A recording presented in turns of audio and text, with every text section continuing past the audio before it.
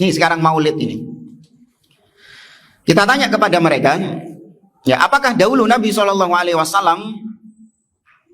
apakah Nabi SAW dahulu menyampaikan ini ataukah tidak? Maka kalau mereka menjawab, iya, Nabi SAW menyampaikan ini.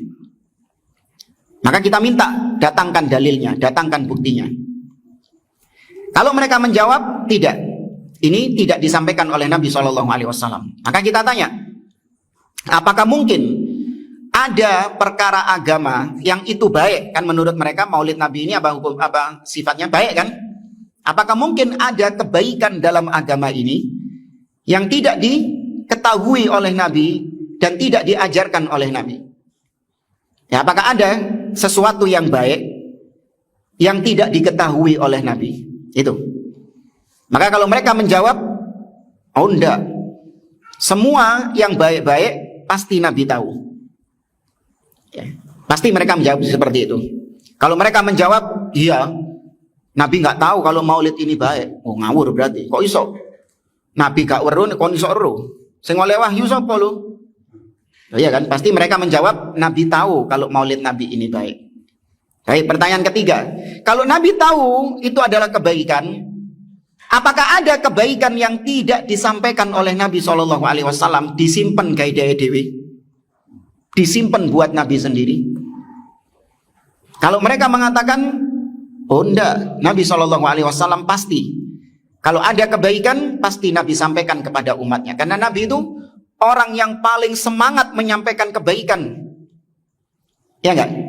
Apapun kebaikan yang beliau ketahui pasti disampaikan. Tadi hadisnya dari Abdullah bin Amr ibnul As. Innahu lam yakun nabiyyun qabli illa kana haqqan alaihi an yadulla ummatahu ala khairi ma ya'lamuhu lahum. Tidaklah ada nabi yang diutus kecuali pasti nabi tersebut menunjukkan kepada umatnya kebaikan yang dia ketahui. Nek nabi weruh, nabi tahu ini baik, pasti diapakan sama nabi? Dikandani umatnya, ki apik iki lakonono, iki elek ojo dilakoni, pasti. Ya, maka kita tanya, apakah Nabi SAW memberitahukan kepada umatnya kalau peringatan maulid Nabi ini baik? Kalau mereka mengatakan iya, Nabi kasih tahu. Mana dalilnya? Ya, ini baru terakhirnya gitu. Mana dalilnya? Tapi kalau mereka mengatakan enggak, disimpan di gaya Nabi dewi. Ya, itu disimpan buat Nabi sendiri, nggak dikei weruh, umatnya nggak dikasih tahu. Ya, baik. Kalaupun sudah disimpan untuk dirinya sendiri oleh Nabi SAW, kok bisa kau tahu? Oh, iya kan? Kok bisa kau tahu? Sedangkan sahabat Abu Bakar, Umar, Utsman, semua sahabat gak weruh. Nah, kon kok iso weruh tuh kon? Ya. Nah, paling nanti ini ujung-ujungnya, iya, saya didatangi sama Nabi lewat mimpi. Nah, itu. Oh, no, pokoknya. Maka mereka hakikatnya menuduh Nabi SAW menyembunyikan agama ini. Dan itu tuduhan keji. Jadi Nabi korupsi ayat. Tapi ketika haji wada, Nabi ngaku-ngaku sudah menyampaikan agama secara sempurna. Seakan-akan Nabi mengatakan, ya Allah, aku sudah menyampaikan agama ini secara sempurna. Padahal ono saya disengidekno ambek Nabi. Tapi Nabi ngakunya agama ini sudah disampaikan secara sempurna. Nah, Allah juga weruh, malah disempurnakan sama Allah Subhanahu wa taala. Harusnya Allah kan tahu, wahai Rasulullah, ada yang belum kau sampaikan. Sampaikan dulu itu.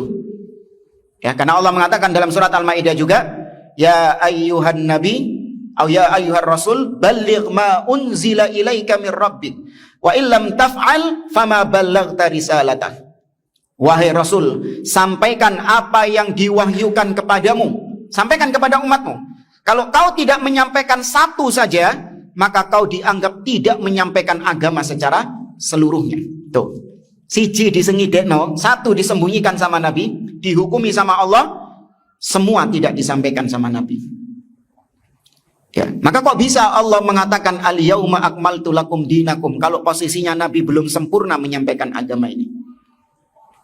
Ya berarti tadi yang dituduh dua pihak.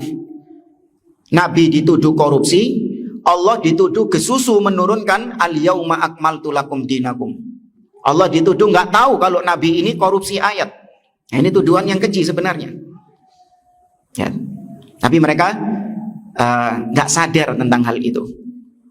Konsekuensi bid'ah sampai sebegitu parahnya mereka nggak sadar.